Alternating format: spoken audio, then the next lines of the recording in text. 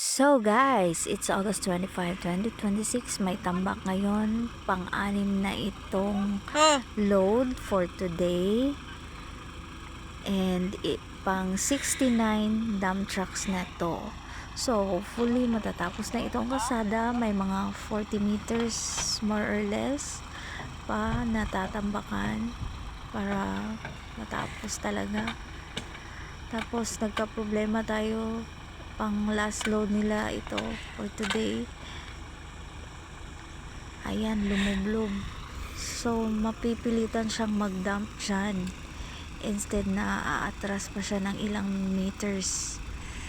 So kaming mga nanonood kinakabahan. Diyos mio marimar, baka magka-problema tayo.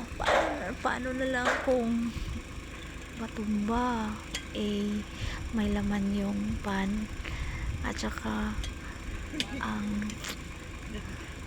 it's soft ang soil, malambot yung lupa. Naungot na ba? Kaya Nabugatan na mapipilitan siya kayo. mag-dump. Tara. Tapos binubuksan na yan ng yung naka-blue sa baba. Siya talaga yung driver sa unit na yan. Yung driver naman niya na yan driver yan ng who 10-wheeler truck yan. Diyan na lang nauban no. So kudos sa driver nito. Magaling talaga. 0-0 ang yun yan kasi maliit yung kasama. Kana diha yabo. 0-0. Diyan na para malapad. So magaling yan. Isa-isang kamay lang yan. Umaatras. Ayos. Kumakain lang yan ng manisa sa asin.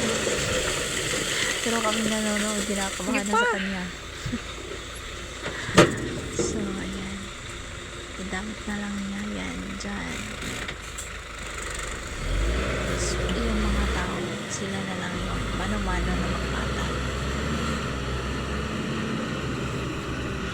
Kasi kung ibang driver to, nako, ewan ko na lang, konting lublob. Hindi pa nga nangalahati yung lublob, i-dump na talaga niya. Pero ito talagang driver na to, magaling. So thank you for watching guys. See you on my next upload. Salamat po sa support and thank you to my 21 subscribers as of now. See ya! Bye!